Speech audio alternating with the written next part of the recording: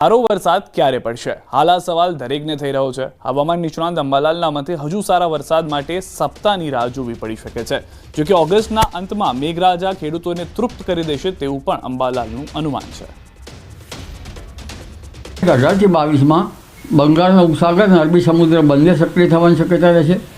એટલે અરબી સમુદ્ર સિસ્ટમ અને બંગાળ ઉપસાગરની સિસ્ટમ તારીખ 17મી ઓગસ્ટે સક્રિય થશે અને આ સિસ્ટમની અસર લગભગ ગુજરાત તરફ આવતા પૂર્વ મધ્યપ્રદેશમાં આવતા 17-18 તારીખની આસપાસ આવશે અને 19, 20, 21, 22 અને 24 સુધીમાં ગુજરાતના ઘણા ભાગોમાં વરસાદ થશે।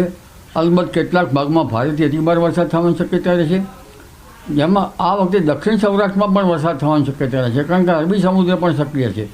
એટલે દક્ષિણ સૌરાષ્ટ્રના ઉના, મહુવા, ભાવનગર આ ભાગોમાં ભારે વરસાદ થવાની શક્યતા રહેશે।